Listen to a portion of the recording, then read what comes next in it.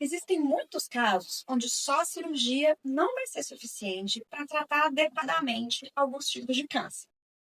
Nessas situações, a gente precisa lançar a mão de associar quimioterapias ou radioterapias ao tratamento cirúrgico. Ou muitas vezes, a cirurgia não vai ser uma primeira opção porque a doença ou o tumor estão avançados a ponto de serem classificados como que a gente fala não operáveis. Ou seja, retirar esses tumores por via cirúrgica poderia dar mais risco do que benefício ao paciente. Nessas situações, fazer quimio ou radioterapia também vai ser muito indicado. Então, vamos entender melhor quais são esses outros tratamentos fora a cirurgia. As modalidades de tratamento, no caso de doenças oncológicas, elas podem ser classificadas em alguns tipos diferentes em relação ao momento que o paciente faz a cirurgia. As terapias que são feitas antes da cirurgia, elas são classificadas como neoadjuvantes, antes da cirurgia. Elas podem ser quimioterapia, radioterapia, terapia-alvo, entre outras.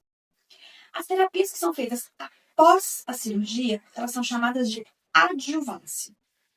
E em qualquer um desses momentos, seja antes da cirurgia, depois da cirurgia, ou até quando o paciente não vai ser operado, no caso das doenças avançadas, a quimioterapia, a radioterapia e as terapias-alvo podem ser classificadas como paliativas. Nesse caso, tem a intenção de controlar a doença, mas não de tratá-la definitivamente ou de trazer a cura. Na radioterapia, nós utilizamos raios de alta energia que vão alterar o DNA da nossa célula. Isso vai fazer com que essa célula cancerígena não consiga se reproduzir. Muitas vezes, o paciente, os familiares ou quem não entende muito bem como a radioterapia funciona, pensam que a radioterapia é um laser que entra no tumor e mata essas células. Mas não é assim que a radioterapia funciona. A radioterapia é um feixe radioativo. Ele muda o DNA da célula. Mudando o DNA da célula, essa célula vai morrer sem gerar novas células cancerígenas. E é por isso, muitas vezes, que o efeito da radioterapia não vai ser imediato. Ele vai ser confirmado alguns dias ou semanas depois que a radioterapia é feita. Então, o objetivo da radioterapia é impedir a multiplicação das células tumorais. Ela pode ser usada de várias formas diferentes. Antes da cirurgia, para reduzir um tumor e possibilitar cirurgia, ou para reduzir o risco deste tumor voltar no mesmo lugar, que a gente chama de recidiva, ou se espalhar, que a gente chama de metástase. Depois da cirurgia, ele pode ser feito como um auxílio, para impedir que eventuais células que possam ter ficado para trás não se reproduzam e não se multipliquem, gerando aí um novo tumor ou espalhando um tumor que já existe. A radioterapia, então, como eu disse, é um feixe radioativo. E muitas vezes ela vai tratar órgãos que são dentro do nosso organismo. Só que o feixe radioativo ele vai passar por outras estruturas para chegar onde ele precisa atuar. Então é comum que a radioterapia cause algumas alterações, por exemplo, de pele, vermelhidão, ressecamento. Isso tem que ser conversado com o seu médico. Existem questões que podem ser feitas e medicações que podem ser prescritas topicamente para tratar essas consequências e esses sintomas da radioterapia. E nós temos também a quimioterapia. Hoje em dia, a gente usa quimioterapia como um termo genérico de tudo que é feito sistemicamente, ou seja, medicações que vão atuar em todo o nosso organismo. Antigamente, as quimioterapias elas eram, na maior parte das vezes, venosas. Hoje em dia, nós temos quimioterápicos orais. E esses quimioterápicos têm várias classes, várias subdivisões.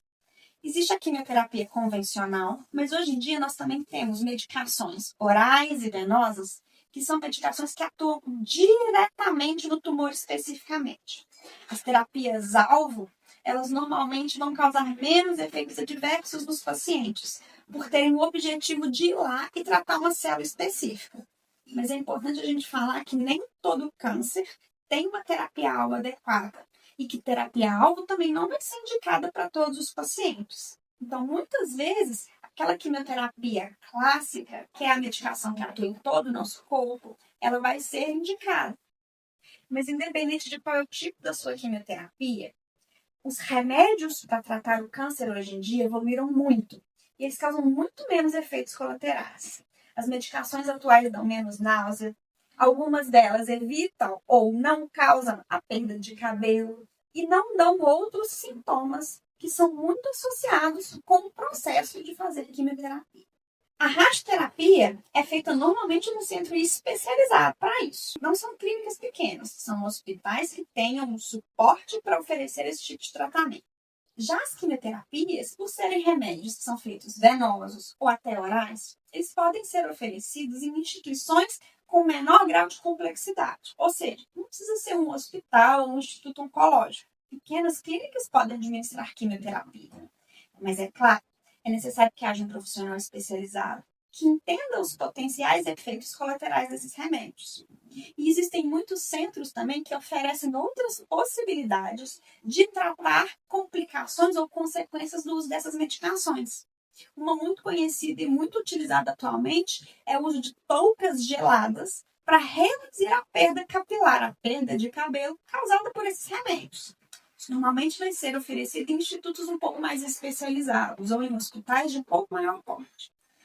É importante a gente lembrar que associar quimioterapia, independente do tipo do remédio, radioterapia e cirurgia, vão ser decisões multidisciplinares. O paciente normalmente vai estar sendo acompanhado por um radioterapeuta, um oncologista clínico, que é o profissional que prescreve os remédios, e pelo cirurgião oncológico, que é o profissional que vai entender qual o momento adequado de oferecer cirurgia. Também é uma decisão compartilhada. Em muitos casos vão existir várias medicações que podem ser oferecidas, mas infelizmente, em alguns casos, as opções vão ser limitadas. Então, converse com seu médico. Usar um tipo ou outro de terapia não vai ser uma escolha só do paciente e não vai ser escolha de só um médico. É uma decisão multidisciplinar compartilhada entre médicos, paciente e familiares. É importante a gente lembrar, pessoal, que resposta à medicação, efeitos colaterais são coisas muito particulares. Elas variam muito de pessoa para pessoa. Então, se você já fez algum desses tratamentos, teve alguma questão, escreve aqui, coloca nos comentários. Às vezes, algum paciente está em dúvida de algum tipo desses tratamentos e precisa saber, entender melhor qual foi o efeito dele em outras pessoas. Deixe o seu relato aqui para a gente. Isso vai ajudar muito para quem tem dúvidas, quem tem perguntas e, às vezes, até para colaborar para uma decisão compartilhada que outra pessoa possa ter em relação ao próprio tratamento.